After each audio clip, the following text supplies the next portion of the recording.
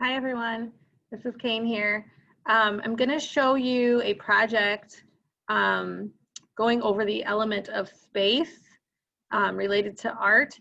This project did prove to be a little bit tricky for 4th and 5th grade, so just give it a try if you're interested and see if you can make it work.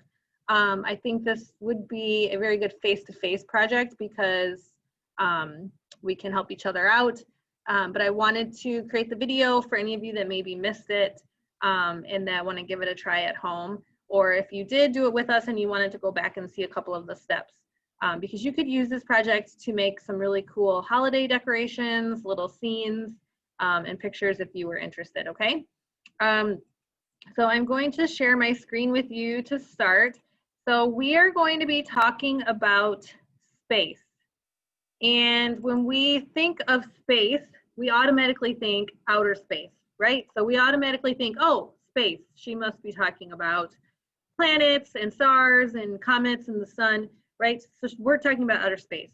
But when we are talking about space in art, we're actually talking about the element of art, space. And that means that we're talking about how pictures and artworks are organized spatially.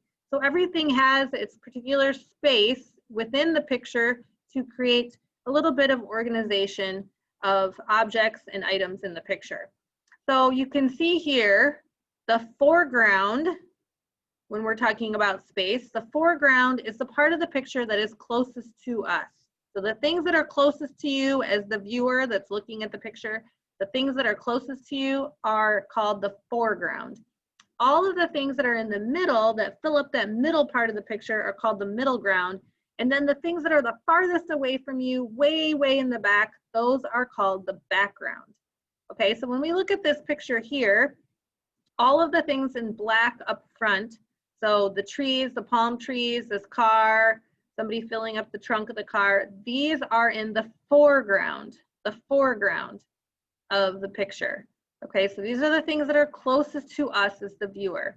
The water, this would be the middle ground, and this in the back, the sun, right, and the sunset and the beautiful sky and the birds, these are called the background, so the things that are farthest away from us.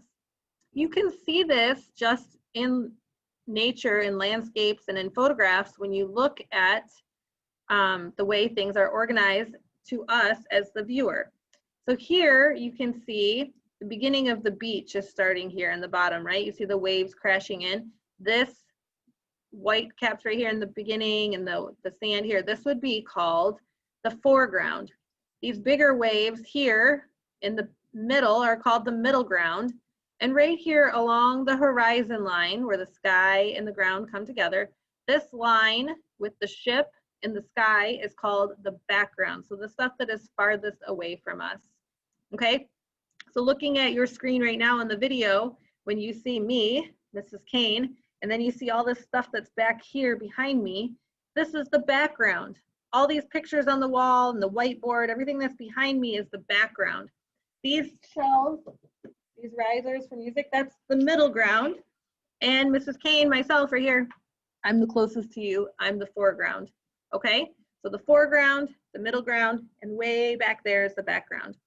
Okay, we are going to create a trifold picture. So this is sculptural. This is something that can stand up, and you can make this in any theme that you want. You don't have to do a house or shrubs like I did. You can use anything you want for your foreground, middle ground, and background.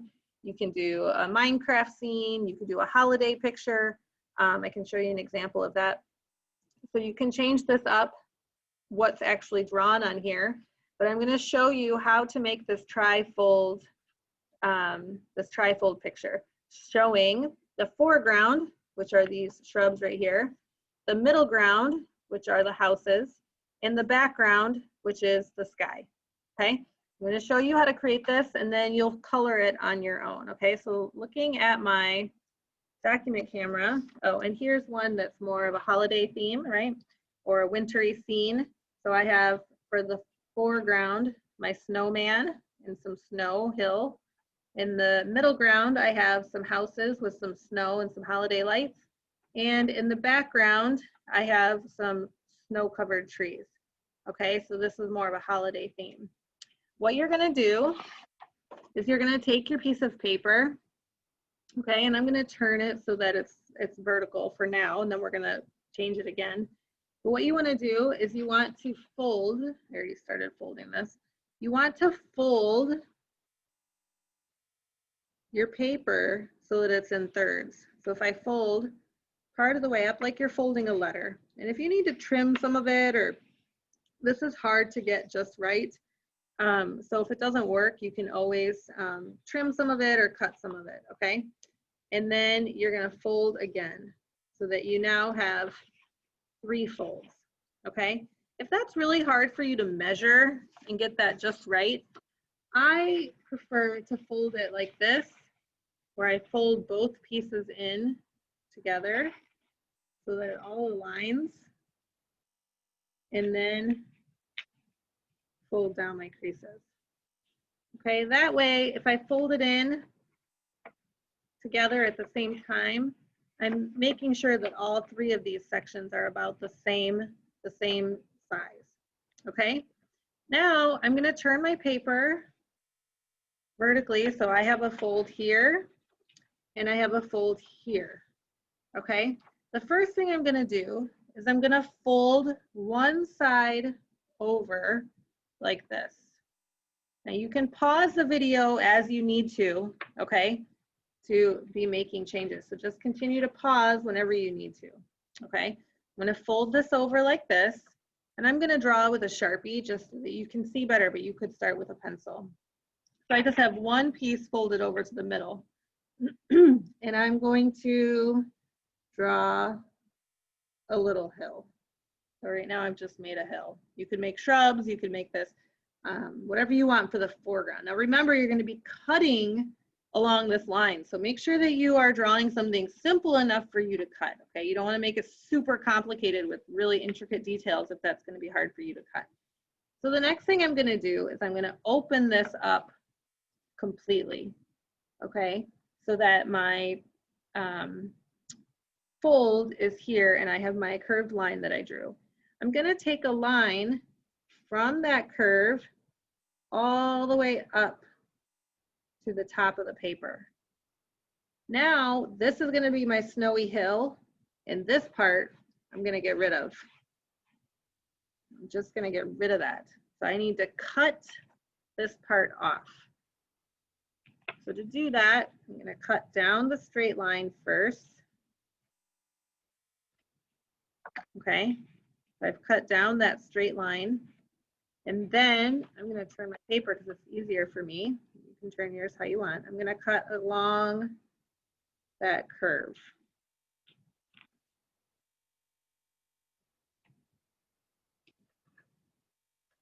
Okay, so now this part just goes off into the recycling. Okay, so now you can see, I'm going to turn it back this way, that I have my foreground. So let's say I am just going to make this similar to my example, right? And I'm just going to add some greenery on here. You could keep your picture black and white. You can color this completely, whatever interests you and whatever you decide you want to draw. But this could be my landscaping in the front. Okay, so this is the foreground. All right, now the next step is going to be to open this up like that. And on this white section here, you're going to make your middle ground. Now again, you're going to be cutting this. So you want to think about, if you need to start with a pencil, I would do that.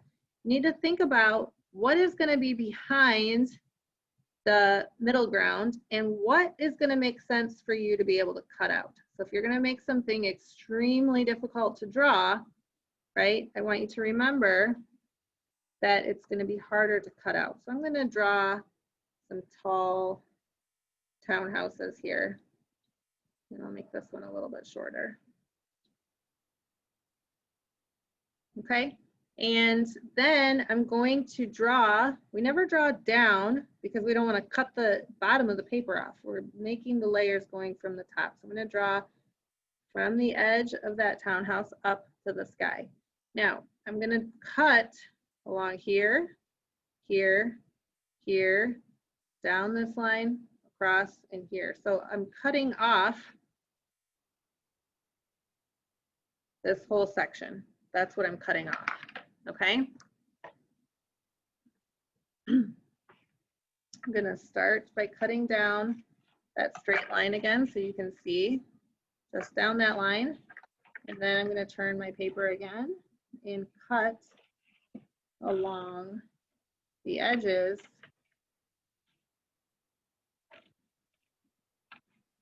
of my townhouse. Okay, so now I have my foreground and my middle ground. So you can add whatever details you want to your house, and I'm just going to do this quickly so I'm not taking up too much of your time. And you can pause the video and draw in your own details for your houses.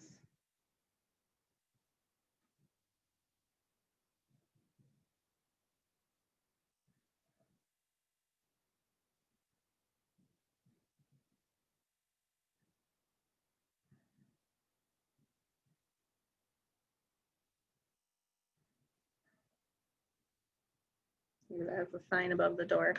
Okay, so now I have my foreground, my middle ground, and I need my background. Now, this is the very tricky part because the background, you don't want to color on this side, right? Because this would fold over on top of your picture. So you need to reverse the fold, right? We're going to reverse the fold like this. Okay, so we have foreground, middle ground, and the background is going to be drawn here. Okay, so the background is going to be drawn here. So you want to make whatever you want in your background. I'm going to make a sun and some clouds, maybe a couple birds. Okay, and when then this folds in front, now I have my foreground, middle ground, and background. And this can stand up like a fun little sculpture. So let me show you how that looks. So you can stand this up like a fun little sculpture. And you have your foreground, middle ground, and background. And like I said, this would be a really fun activity to do if you were trying to create some fun holiday houses, or you could do some vacation scenes, right? So here's a holiday themed one, showing a 3D sculptural picture. All right, so I hope you have fun with the project, and I hope for any of you that struggled today on our virtual call, I just want to tell you that I'm very proud of you for persisting through this. I realize this was a little bit difficult virtually, and so I'm very proud of you. And hopefully this video will clear up any of the confusions you had with the project, and you're always welcome to contact me. I can do a separate Zoom with you to help you walk through some of the steps if you want to try and create another one. All right, I'll see you all soon.